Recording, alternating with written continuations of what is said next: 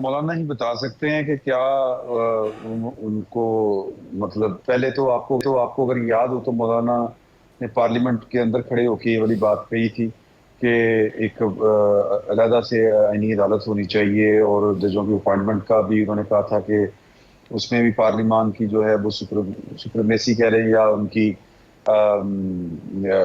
इख्तियार उनके पास होना चाहिए, तो पार्लियामानी कमेटी का। तो सियासत में ऊपर नीचे चीजें होती रहती हैं। अब जाहिर है कि मौलाना फजलुर रहमान साहब अगर इस नुक्ते पे चले गए हैं तो कुछ सोच के ही गए होंगे, या उनको लग रहा होगा कि शायद उनकी अब जरूरत भी है, सच नहीं रही। आप समझते हैं कि वो ये फील कर रहे हैं कि उनकी जरूरत नहीं रही? हाँ, क्योंकि जो यानी यानी नंबर है उनकी वो। जरूरत ना रहने से मतलब, ये मैं इसी तरफ आ रहा हूं कि उनकी जरूरत तो तब नहीं रहेगी ना जी, कि जब हुकूमत को जो रिक्वायर्ड नंबर है उनके वो पूरे हो जाएंगे, या वो जो गोल्डन नंबर है वो उनको अचीव हो जाएगा।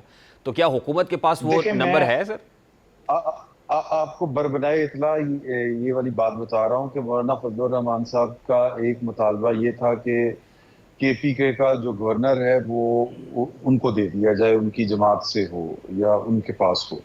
तो इस पर जो पाकिस्तान पीपल्स पार्टी है वो नहीं मान रही। पाकिस्तान पीपल्स पार्टी दो टोक अल्फाज में जनाब सदर जरदारी साहब भी और बिलावल भुट्टो साहब भी इनकार कर चुके हुए हैं। और अब मौलाना फजल रहमान साहब की जरूरत सेनेट के अंदर थी। तो सेनेट में अगर आप थोड़ा सा इसका जायजा लें तो जो पिछले दिनों सुप्रीम कोर्ट ने जो 63A की जो तशरीह की है, उसके बाद टेक्निकल अगर आप इस पे थोड़ा सा गौर करें तो शायद जो फ्लोर क्रॉस करेंगे, क्योंकि ये ख्याल था कि अगर हुकूमत जोड़ तोड़ करती है, अगर कोई बंदा वोट देता है तो उसको हम बाद में सेनेटर बना देंगे, अगर डिफेक्शन क्लास उसके ऊपर लगती है तो। पहले तो ये था, जो बंदयाल साहब का फैसला था कि फ्लोर क्रॉस करने वाले का वोट भी नहीं काउंट होगा और उसकी नाअहली भी हो जाएगी। लेकिन अब ये वाला मामला हो गया है कि वोट कंसीडर किया जाएगा, वोट काउंट होगा।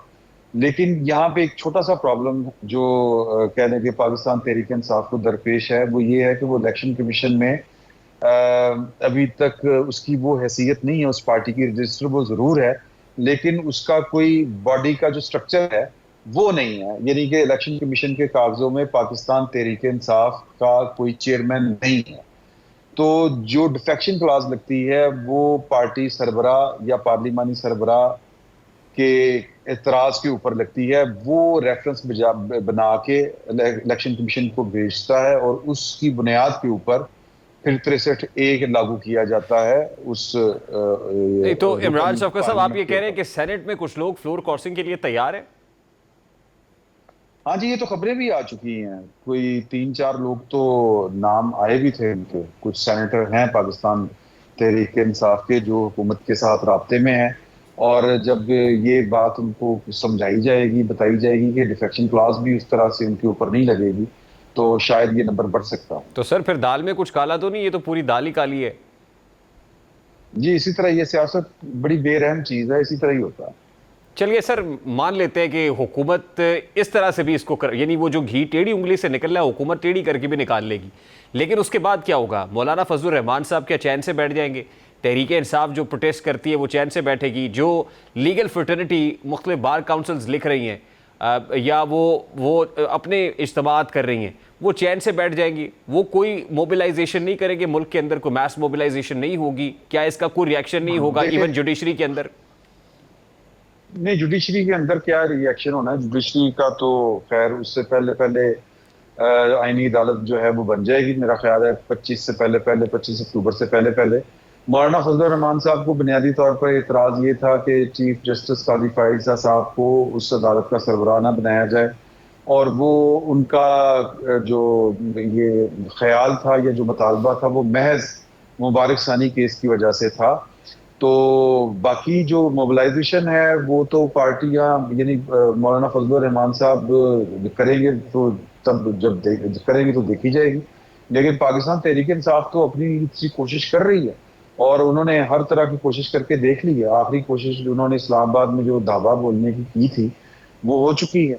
लेकिन उसके बाद आप ये देखें कि अली अमीन गंडापुर साहब का कंडक्ट क्या है। अली अमीन गंडापुर साहब आज जिरगा कॉल पे किया हुआ था, वो जिरगे जिरगे को चेयर कर रहे थे, और वो उन्होंने अपना वोट तो पाकिस्तान के हक में डाल दिया, पाकिस्तान की रियासत के हक में डाल दिया एक तरह से। अब आईनी अदालत बनेगी तो इसका चीफ जस्टिस कौन होगा, ये फैसला हो गया है? क्योंकि हुकूमत ने तो आज नहीं लाहौर हाई ये कोर्ट के अंदर मौकिफ अपनाया कि ड्राफ्ट ही अभी तक कोई तैयार नहीं। जी देखें, ये तो सारा कुछ परसेप्शन के ऊपर चल रहा था, और बिलावल भुट्टो जरदारी साहब ने बड़ी क्लियर कट ये वाली बात की थी, कैटेगोरिकली कहा है कि उनके लिए तमाम जज मोहतरम हैं, और जो काजी फायजा साहब या कोई शख्सियात या पर्सन स्पेसिफिक ये तरवीम नहीं है, ये इदारों की इस्लाह की तरवीम है, और हमने ये उनके एजेंडे में शामिल था। पुरानी बातें भी आपके आपके नॉलेज में होगा। बुनियादी तौर पर ये 1995 में एक वुकला कन्वेंशन हुआ था। जहांगीर जोजा साहब सुप्रीम कोर्ट बार के सदर थे, और पहली दफा ये मुतालबा वुकला नुमाइंदा कन्वेंशन से आया था कि जो एक पाकिस्तान में आईनी अदालत होनी चाहिए, और उसको फिर अडॉप्ट किया गया था। पाकिस्तान की पॉलिटिकल पार्टियों ने किया था मिसाके जमहूरियत में।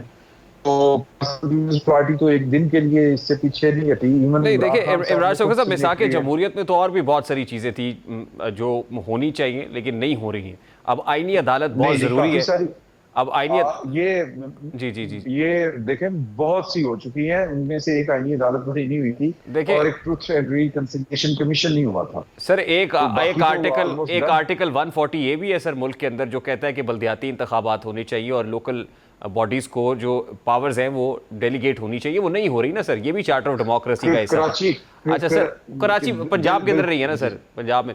अब इमरान शौकत साहब, मुझे बताइए कि ये जो फैसला है पर्टिकुलरली आईनी अदालत बनाने का, अब इस पर कंसर्न शो किए ना डिफेंस मिनिस्टर। ये कहते हैं कि जी हमें एक बहुत बड़ा कंसर्न हमारा ये है कि कहीं इलेक्शन ऑडिट ना हो जाए 8 फरवरी का। इसी तरह की बातें बिलावल भुट्टो साहब ने भी की कि जस्टिस मंसूर अली शाह होंगे तो वो जजेस को कंट्रोल नहीं कर पाएंगे, उन जजेस को जिनके पॉलिटिकल एफिलिएशन है। तो क्या हुकूमत अपनी सियासी बका देख रही है कि अगर कॉन्स्टिट्यूशनल कोर्ट नहीं बनेगी तो हुकूमत की बका खतरे में होगी? नहीं, ये बात हुकूमत की नहीं है। मैं अगर आप वैसे अगर ये कोई शख्स कह रहा हो कि जी के काजी फायजा साहब के बाद जो है वो जो चीफ जस्टिस आएंगे वो 6 हल्के खोलेंगे और फिर ये हो जाएगा, फिर वो हो जाएगा, फिर हुकूमत खत्म हो जाएगी, तो इसको भी तो आपको ज़हन में रखना चाहिए, इस बात को भी। दूसरी बात ये कि ये हुकूमत की बात नहीं है, ये बात पाकिस्तान के जो रियासत के स्ट्रक्चर के अंदर जो एक टेढ़पन है, ये उसको ठीक करने की बात है। पाकिस्तान में जो पॉलिटिकल माइंडेड जजेस थे, आप वो जब गुजर जाते हैं, चले जाते हैं, तो फिर उनके जो मतलब मैं कोई ऐसा लफ्ज नहीं बोलना चाहता बेसिकली कि वो जो ये नहीं कहने कि उनकी कोई शान में कोई गुस्ताखी हो जाए, लेकिन आप भुट्टो साहब को वापस ला सकते हैं। ये जो NR अमल दरामद केस वाला तमाशा था वो क्या था? तो फिर उन बेपनाह इख्तियारात का ठीक। गलत अच्छा इस्तेमाल अच्छा, होता लास्टली है। इमरान आंसर शौकत साहब, ये मौलाना के इनकार या एब्सोल्युटली नॉट के बाद ये अचानक से बिलावल साहब की मुलाकात हुई है नवाज शरीफ साहब से? नहीं, मुलाकातें तो खैर पहले से तय होती हैं, लेकिन मैं आपको एक और बात बताऊं कि मौलाना फजलुर रहमान साहब का उम्र अभी थोड़ा सा और आगे चलेगा, फिर दाएं बैठेगा बाएं बैठेगा। अभी ये आप इसको हतमी बात ना समझें। मौलाना फजलुर रहमान साहब जो हैं वो पाकिस्तान की सियासत के वो खिलाड़ी हैं कि वो बहुत ज्यादा, उनका शेयर ना होने के बावजूद वो बहुत बड़ा शेयर ले जाते होते हैं। तो बेसिकली तो मामला शेयर का है। तो आप तो ये कह रहे हैं कि मौलाना जो है वो सिर्फ अगर भाव बढ़ा रहे हैं उर्फ आप में? इसी तरह ही होता है, इसी तरह ही होता है सियासत में। आप अपने मफादात को देखते हैं, आप कितना गेन कर सकते हैं, कितनी ठीक है, लेकिन अपनी जो स्पेस कुछ जो भी है होगा बढ़ा 25 सकते से हैं। पहले ही होगा। मौलाना फजलुर रहमान साहब का सियासी ऊंट ने जो भी मोस्ट करवट प्रॉबली लेनी है या अंगड़ाई लेनी है वो 25 से पहले पहले ही ले लेगा। मोस्ट ठीक। प्रॉबली उसकी वजह ये है कि अगर नए चीफ जस्टिस साहब आके कोई रुकावटें खड़ी कर दें, क्योंकि मतलब उनके ऊपर लोगों के शकूक व शुबहात तो अपनी जगह के ऊपर हैं। बहुत बहुत